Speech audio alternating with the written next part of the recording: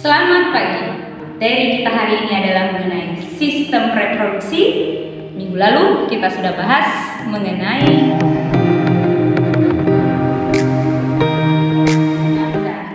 adapun tujuan pembelajaran kita kali ini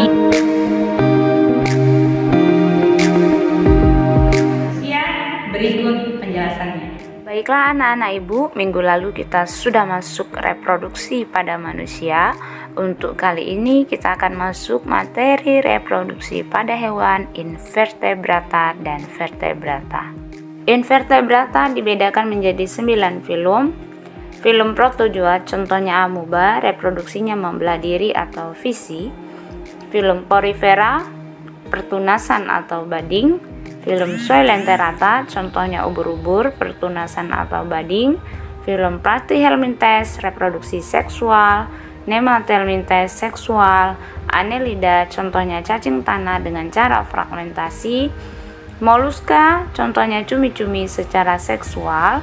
Echinodermata, bintang laut secara fragmentasi. Dan filum Arthropoda, contohnya udang secara seksual.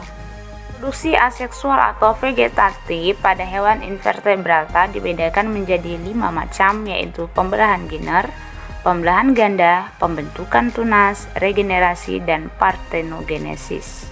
Perhatikan contoh pembelahan biner pada amuba. Dari 1 sel menjadi 2 sel anakan yang sifatnya sama seperti induknya.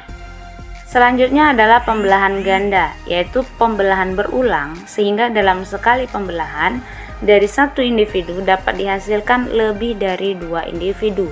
Contoh hewan yang melakukan pembelahan ganda adalah Plasmodium. Berikutnya pertunasan atau bading, yaitu pembentukan tunas kecil yang serupa dengan induk. Tunas ini kemudian memisahkan diri dan menjadi individu baru, contohnya pada hidra, ubur-ubur, pada saat berbentuk polip, dan hewan dari golongan porifera. Perhatikan berikut ini adalah gambar hidra yang sedang melakukan pertunasan.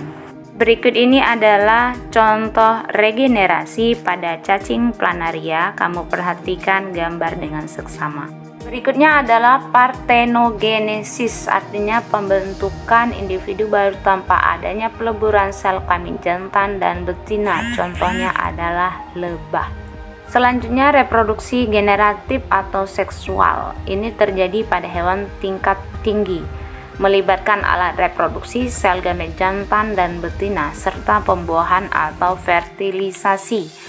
Pembuahan pada hewan ada 2 jenis, yaitu pembuahan internal yang terjadi di dalam tubuh induk betina dan eksternal yang terjadi di luar tubuh induk betina. Produksi hewan vertebrata dibedakan menjadi fertilisasi eksternal dan fertilisasi internal. Perkembangan embrio dan kelahiran keturunannya bisa secara ovipar, vivipar, atau ovovivipar. Pertama, reproduksi pada ikan atau Pisces. Alat kelamin betina terdiri dari sepasang ovarium. Ovarium menghasilkan sel telur, kemudian melewati oviduk, kemudian dialirkan melalui lubang urogenital. Setelah ikan betina mengeluarkan sel telur di sembarang tempat, maka akan diikuti oleh ikan jantan dengan mengeluarkan spermanya. Perhatikan gambar alat reproduksi ikan betina dan ikan jantan berikut ini. Selanjutnya reproduksi pada katak atau amfibi. Pembuahan katak terjadi secara eksternal dan bersifat ovipar. Alat kelamin jantan terdiri dari sepasang testis yang berwarna putih kekuningan. Perhatikan gambar organ reproduksi pada katak jantan dan katak betina berikut ini.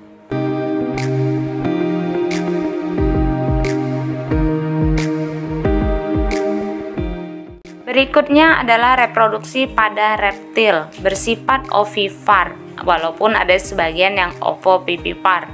Alat kelamin reptil jantan terdiri dari testis, epididymis, dan vas deferens.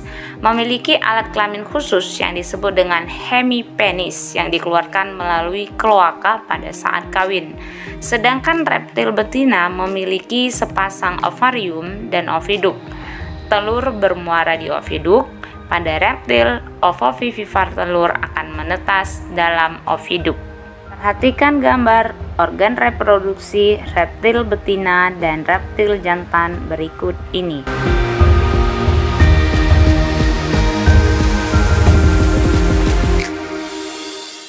Berikutnya reproduksi pada burung atau aves yang berkembang biak dengan cara ovipar. Umumnya telur akan dierami hingga menetas. Embrio di dalam telur memerlukan suhu tertentu untuk pertumbuhan dan perkembangannya. Alat kelamin jantan terdiri dari sepasang testis, kemudian vas deferens dan kloaka, sedangkan alat kelamin betina terdiri dari ovarium kiri dan oviduk. Perhatikan organ reproduksi pada aves jantan dan aves betina berikut ini.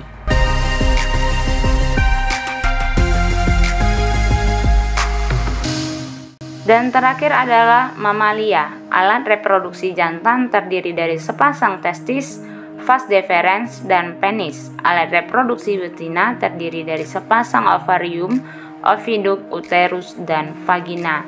Mamalia mengalami pembuahan internal dan masa kehamilan antara jenis mamalia tidaklah sama. Berikut ini adalah organ reproduksi betina dan jantan, mamalia betina dan mamalia jantan. Perhatikan gambar dengan seksama.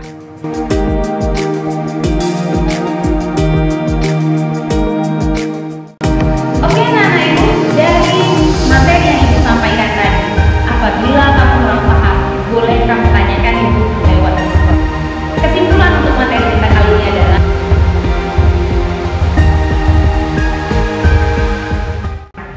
demikian penjelasan Ibu kali ini. Materi kita selanjutnya bersama.